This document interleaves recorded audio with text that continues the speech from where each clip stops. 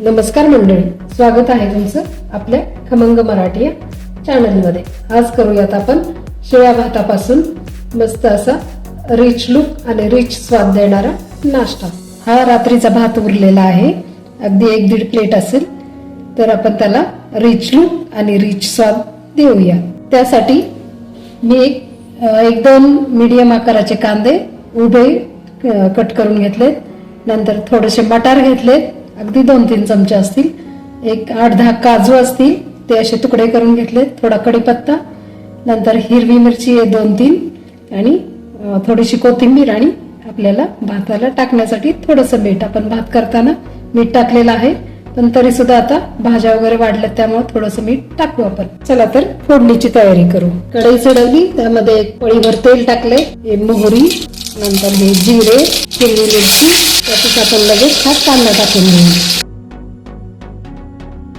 यात लगेचच आपण हे मटार टाकून घेऊ, त्यातच हे काजूचे तुकडे आणि हे मीठ। याला मस्त लालसर रंग येईपर्यंत, थोडासा ब्राऊन वगैरे होईपर्यंत परतून घेऊ।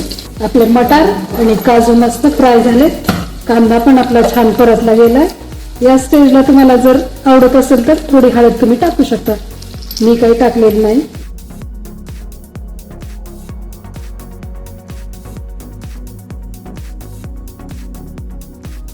शकताय मस्त आपला हात सगळीकडून हलवून झाला। आता शेवटी कोथिंबीर टाकू, त्याला एकदा हलवून घेऊ आणि अगदी 1 मिनिट आपण त्यावर झाकण ठेवू।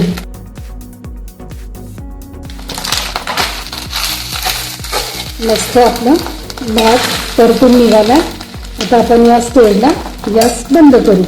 चला तर मग तयार आहे आपलं शिळ्या भातापासून केलेला मस्त असा नाश्ता, अगदी आजीच्या भाषेत कोंड्याचा मांडा किंवा आपल्या गृहिणींचा अन्न वायाला न घालवण्याचा एक फंडा।